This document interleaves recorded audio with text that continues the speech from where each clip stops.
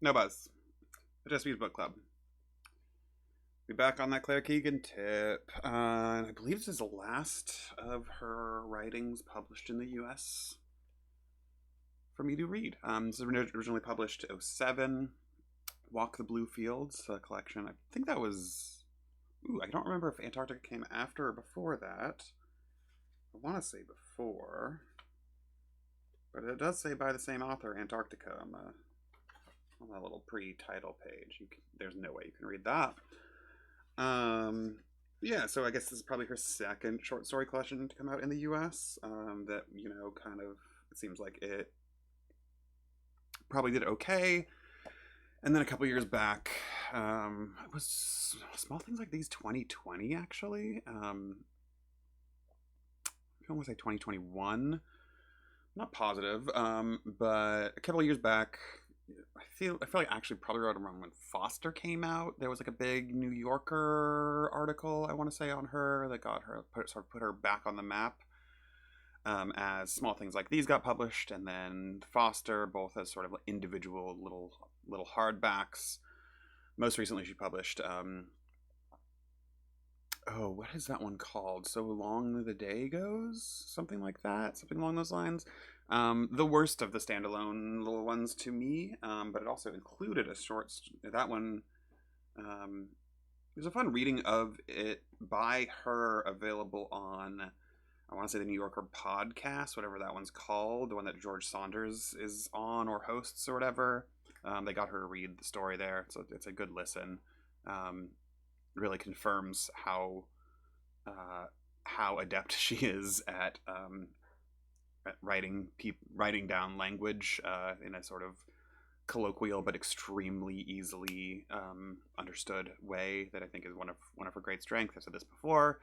I think she has an ear for dialogue that is like top tier, and an eye for an image that is maybe the best of people working that I'm aware of at the moment. She can really encapsulate a bunch in a very striking image that is very well described, and then when her characters talk, they sound like people, and that is not easy. But yeah, that one, so late in the day, that's what it's called. That one also included Antarctica, the titular story from Antarctica, and it included I'm blanking on the name, The Long and Painful Death, the fifth of 7 stories here in Walk the Blue Field. So I'd read that one before, but that was it. And I sort of came away from this thinking, in like bookseller brain, the way I came away from it thinking is like, so you've read such, so you've read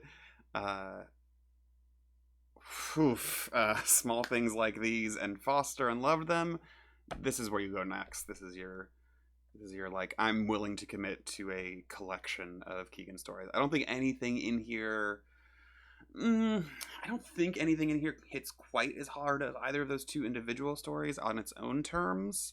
But some things get really close, and I don't think there's any stinkers. There's one in here that is like called out as a specific sort of homage or in dialogue with an author named McGurn, that I just don't know, and it kind of didn't hit for me nearly as much. But I'll get through that as I sort of go through the things. Yes. So I have done one of the 3 things that I do when I read a short story collection, which is I went through each story, pulled out a quote that I thought was particular to it, and I'm gonna sort of talk through those moments in the book. I guess the other high level thing that I think is true of both this and Antarctica is it does really feel like Keegan works on the individual story level. So meaning that I didn't feel like this is maybe mostly a B thing. So check it out.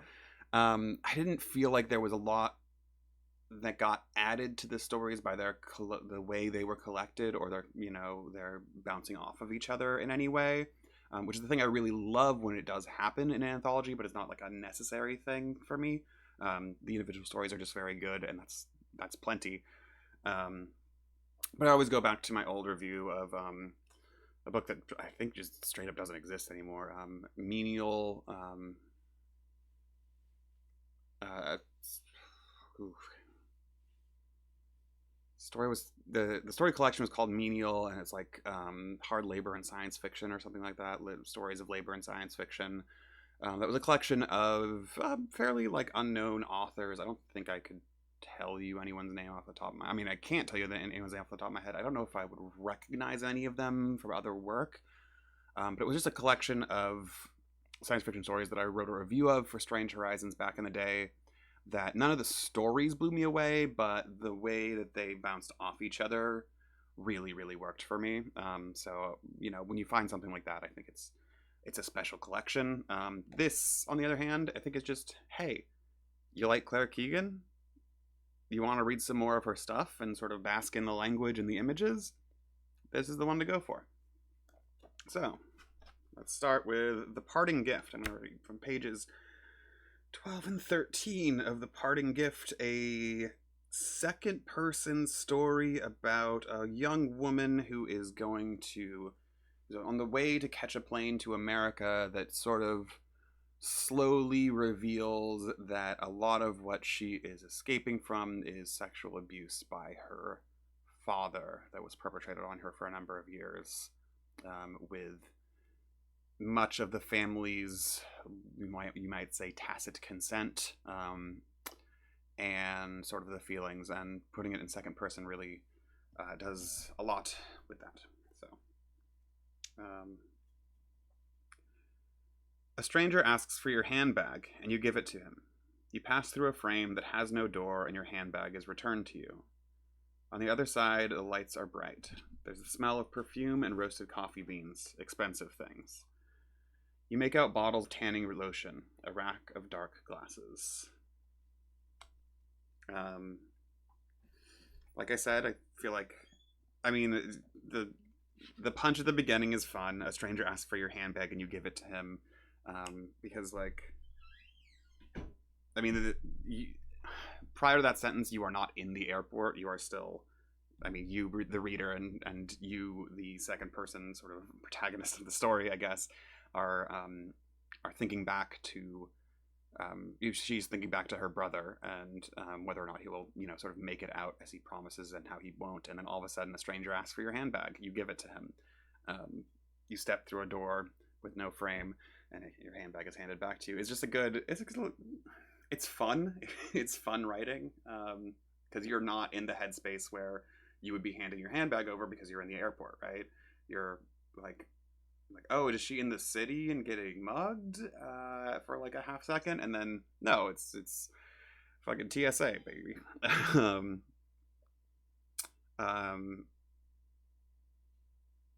Yeah, lights are bright, smell of perfume, roasted coffee beans, comma, expensive things.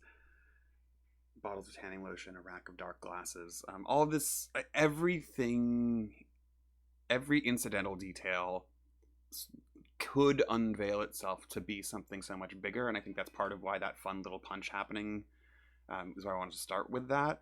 The rack of dark glasses is very important in like 3 sentences, because that's also, there's like 5 sentences left to the end of the story, so like climactically important, even though it's just sort of in a list of things, right? There's just a lot of really good attention to detail and pared back detail that I think is like extremely emblematic of Keegan as a whole. Keegan as an author, and this, I was gonna say this collection as a whole, but like I said, I don't think this collection as a whole has like anything sufficiently distinctive from Keegan as an author as a whole to like sort of merit discussing it on its own terms, other than to say, I think the stories collected here are slightly better collection of stories than the ones collected in Antarctica, and therefore I would choose it to read it again over Antarctica, probably. Next up, we have the titular story, Walk the Blue Fields, about a priest who is marrying 2 people, and he's sort of then goes back and sort of reminisces about the fact that he and the bride were once an item, that he couldn't give up the priesthood to stay with her, and he has some regrets about that. That's sort of the high level on the story. In this scene, it is the sort of the first dance has happened, and the dancing has started occurring. The priest freezes as the pearls slip off the string. He watches how they hop off the polished floor. One pearl hits the skirting board, rolls back past Miss Dunn's outstretched hand. She lets out a sigh as it rolls back toward the priest's chair. He puts his hand down and lifts it. It is warm in his hand, warm from her. This, more than anything else in the day, startles him. This one I chose actually with some amount of deliberation, because I feel like a pearl necklace breaking during a wedding dance is like kind of a fundamentally trite image. But when I finished the book, I was going back through it to sort of pick stuff out. There was a lot of stuff in the story that I thought was like a really good candidate. But the thing that was sticking with me was the breaking of the pearl necklace. And I think that's another sort of testament to her writing, and to, I think, her strengths. Right, like I said, it's images and dialogue, and this is an image that, despite having been utilized a million times before, she gets a handle on in this story in a way that isn't like this is a monumental, elusive, Joycean or Pinchonian moment that we interweaves through all these intertexts or whatever. It's just a very strong image that exists on its own terms, despite it being in some ways cliched, and I think that's quite skillful. And I'm gonna read most of the last paragraph of the next story, which is Dark Horses. A story about a man who wakes up in the morning and goes into town to try to get some work because he's broke as hell and lonely since his girl has left him. Gets a little bit of work, and then it's like a wet day, so the guy he's working for, who used to be his boss but now just sort of gives him odd jobs, suggests they hit up the pub kind of early in the morning, and then his day devolves into just drinking and drinking and drinking himself, basically insensible, and then he drives home, and this is the end of the story, basically. He gets into the bed and takes his jumper off. He wants to take his boots off, but he is afraid. If he takes his boots off, he knows he will never get them back on in the morning. There's more, but that to me, I think there's I'm sensitive to fictional depictions of alcoholism for a number of disparate or maybe interconnected personally reasons. But this sort of day in the life of a drunk who doesn't quite think of himself that way, but has sort of assimilated many things into his life that are just allow that to continue on or dissuade him from discontinuing that. That tendency to just sort of fall into drink, to forget, to pass the time, to maintain some amount of social connection, to be able to do social at all, to dream even, it's really convincing. I think Dark Horses is probably one of the standouts of this collection, which is a collection that I think is nearly all, 6 out of 7 of them are standouts in a way, but I think Dark Horses even stands out from there. Next story is The Forester's Daughter. A story about a man who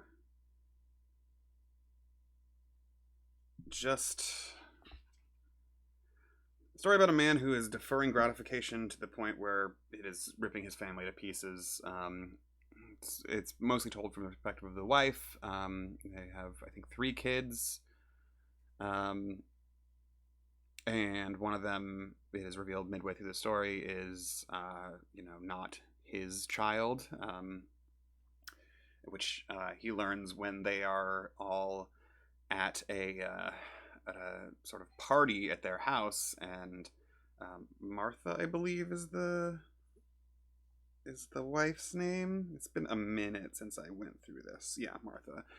Martha is sort of a renowned storyteller, that everyone in the town, loves her stories. She doesn't really, doesn't really get out much. She's busy with the kids and everything, and she sort of regrets marrying this man, but every once in a while they will get her to tell a story.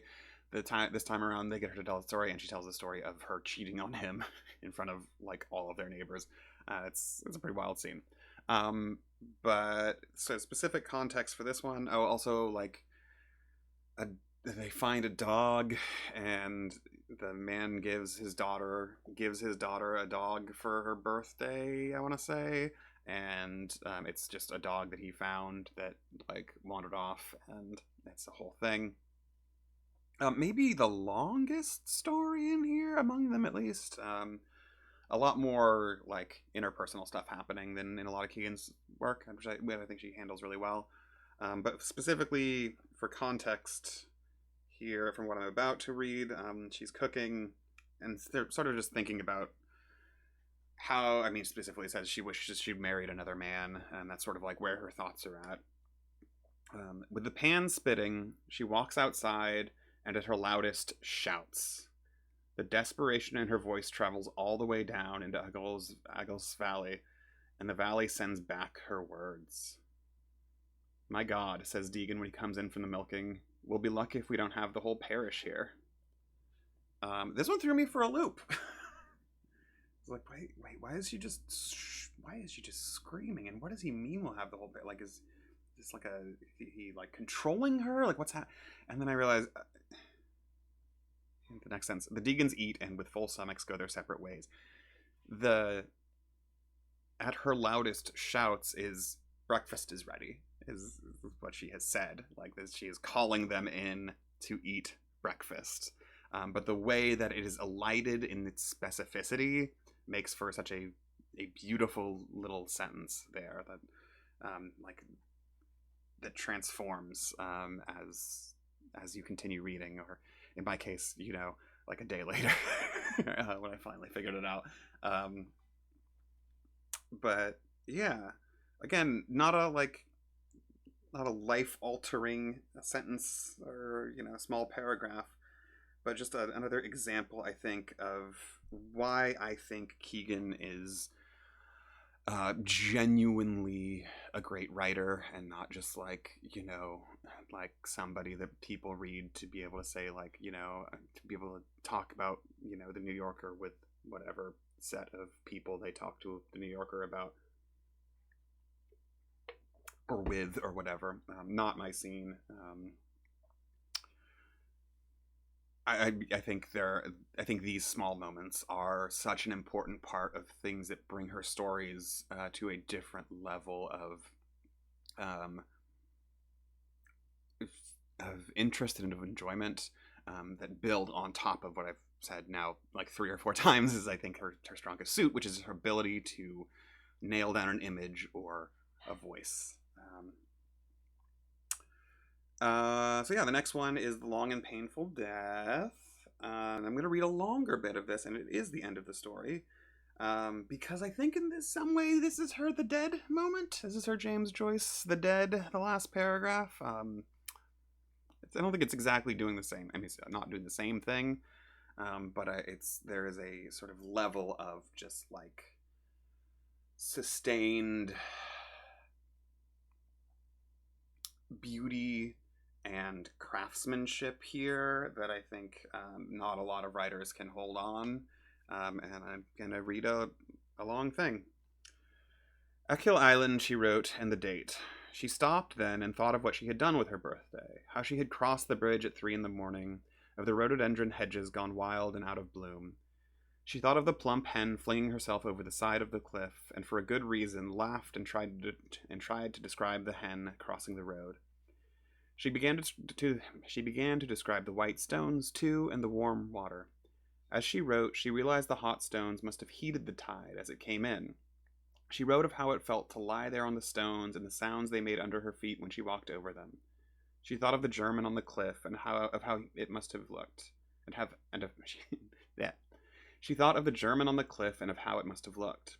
Several times during that night, as it passed, she thought of Chekhov's light-hearted, complex heroine who never married, of the professor saying how many people wanted to come here and how greedily he ate her cake. She thought of his temper and began to imagine the life his wife must have had with him. At one point she looked up and saw light spilling across the land. For a moment, seeing daylight, she felt a deep longing for sleep, but she could not stop. She had just given him a name and cancer and was working through his illness. As she worked, the sun rose. It was a fine thing to sit there describing a sick man and to feel the sun rising. If it again, at some later point, filled her with a new longing for sleep, she fought against it and kept on, working with her head down, concentrating on the pages. Already she had made the incision in place and time, and infused it with a climate and longing. There was earth and fire and water on those pages. There was a man and a woman and human loneliness.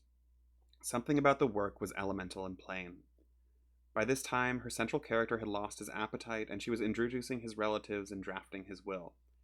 She went over the passages where his beautiful wife was offering him broth, and, in doing so, realized she was hungry. When she got up, she felt stiff and pleased. She looked out at the morning, striking the road beyond the trembling hedge, and knew the time for sleep had come and gone. As she put the kettle on to boil and reached for the cake at the back of the fridge, she stretched herself and knew she was preparing for his long and painful death. Yeah. I love the way it weaves in and out of writing and memory. I love the way it sort of cannibalizes the story to talk into the story. I love the way that it utilizes like her own, annoying experiences of the day and to do just a very good description of what it can feel like to write a story. It's been a long time since I've done such a thing, but I have done it before, and I've done it a number of times, so I feel like there's a truth in the way that is described, from the everything from the description of sort of hunched and or of taking moments and sort of putting them on the page, and that sort of blossoming out into other things and things that you're processing or things that you're just being petty about becoming like exciting things to work through on the page. Again, this is good, just good shit. Yeah, so we got two more stories. The next one is Surrender. What is it specifically? It's after? Yeah, it's after McGurn. McGurn? I don't know. And I think I read a thing somewhere that like it's specifically in reference, it might be in the acknowledgements even, that it's specifically a reference to this writer's, like a story about this writer's like father or something like that, eating a bunch of apples or whatever he eats a bunch of in the story. This will be a short one. A cold, bloody thing it would be to lie up against in the middle of the night, and there was a cackle that was a woman's laughter. The sergeant grew still. It was the old still feeling of having the upper hand, a feeling that made lesser men freeze, but the sergeant came alive. He felt himself back under the gorse with a Tommy in the sight of his gun, the old thrill of a conspiracy, the raw nerve. He was about to stand closer to the shop door when suddenly it opened and the woman came in. She hardly paused when she saw him. "Hello, Sergeant," she called out, same as he was far away. The banter in the shop drew to a sharp halt. There was a rough whisper and the clink of porter bottles. The woman came toward the pan with a cloth and swung the hook away from the fire. She removed the iron lid without letting an ember fall and took up the loaf. It was a white loaf with a cross cut deep into the surface of the dough. The sergeant had not seen a white loaf in months. 3 times the woman rapped it with her knuckles, and the sound it made was a hollow sound. The sergeant had to hand it to her. Her head was cool. There were few women in the country like her left. She went to the shop door and, without looking beyond, shut it. Just, again, a nice little character moment. And I think the sergeant is like a character that she does not often play in the space of. He's a man of action in many ways, in ways that many of Keegan's protagonists are not. Like, decidedly. He's maybe a little washed up in a way that she can often play in that space as well, but there's like he has motivations and he like and convictions, which I think is again a fun space for her to play in. I don't know that it entirely works for me, but it doesn't not work, and that's more important. And then we will read from the final story, Night of the Quickened Trees. A story about a woman who moves into a house and visits a fortune teller at some point. The O word, I believe, is invoked, which is unfortunate, but also probably sort of period appropriate for the place in some ways. I don't really know. A lot of stuff happens in this one. It's very good. He fell asleep and dreamt of Margaret wearing a bearskin, riding Josephine across the bogs of Clare. Josephine is her neighbor's donkey that he sleeps in bed with. Her legs and arms were muscular. He followed Josephine's tracks until she came to the edge of the sea. The woman slapped Josephine hard with a wet leather strap, urging her on into the sea, and the pair took off. The waves were high. Stack stood on the edge of the strand, calling out to Josephine to come back. "Oh, Josie, come back to me! Josie!" But she got smaller and smaller, and in the end he saw Margaret getting down on the coast of Enismore, and men with red hands surrounding her, leading Josephine by the bridle, taking her away, bribing her with chocolate. Yeah, not a ton to say in conclusion there. I mean, the use of a dream sequence, I think, is extremely rare in Keegan's work, from what I'm recalling, at least. And that's maybe the most fantastical story of hers that I've read, which I think is all of them. There are all of them that have been published in the U.S. at least, right? In a book form. I don't know. There's probably some things that have been uncollected or in magazines or whatever, but not often a dream sequence kind of person, even though she writes like I mentioned with the Achal one, the Forester's Daughter.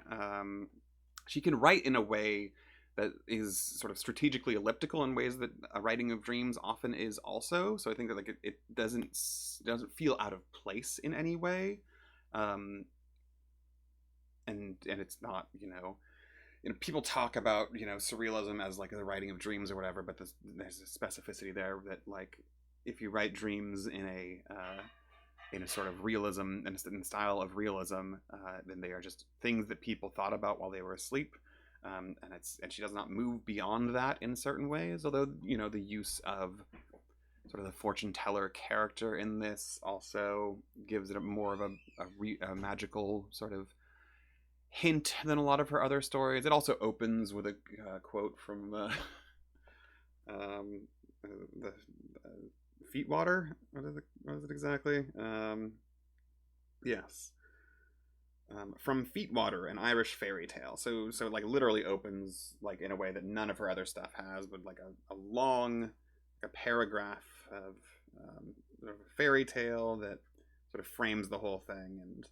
And I wouldn't say that she's never in dialogue with sort of fairy tale or folk tales. I think she often is, in fact, in dialogue with folk tales especially.